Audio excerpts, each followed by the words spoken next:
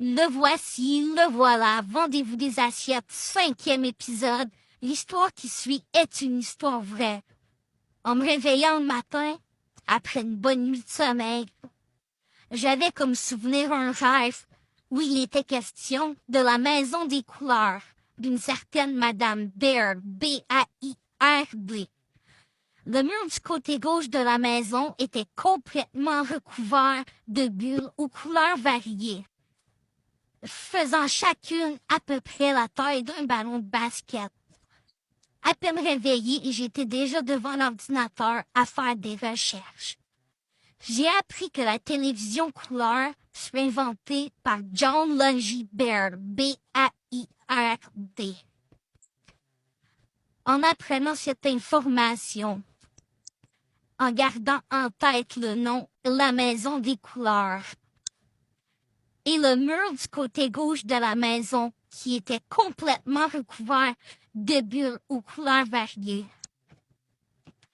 j'ai eu le souvenir d'un jour où j'avais à peu près 8 ans, chez ma grand-mère, où je m'étais littéralement collé le visage à l'écran d'une vieille télévision cathodique, pour ensuite constater que l'écran était complètement recouvert de pixels de couleur, c'est-à-dire de petits points colorés.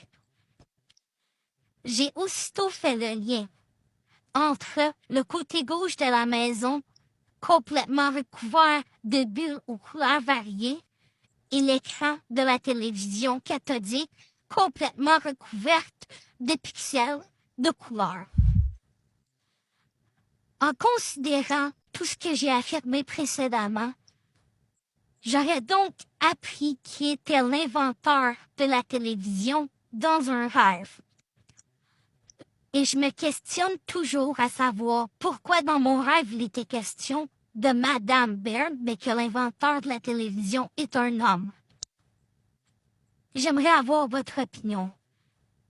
Comment peut-on expliquer cette expérience? Comment est-ce possible qu'on puisse apprendre l'inventeur de la télévision dans un rêve? Vendez-vous des assiettes, 5e épisode, point final. Et pendant ce temps, à l'hôpital, bac à fleurs numéro 3 est demandé à la salle 2B. Monsieur bac à fleurs numéro 3 à la 2B.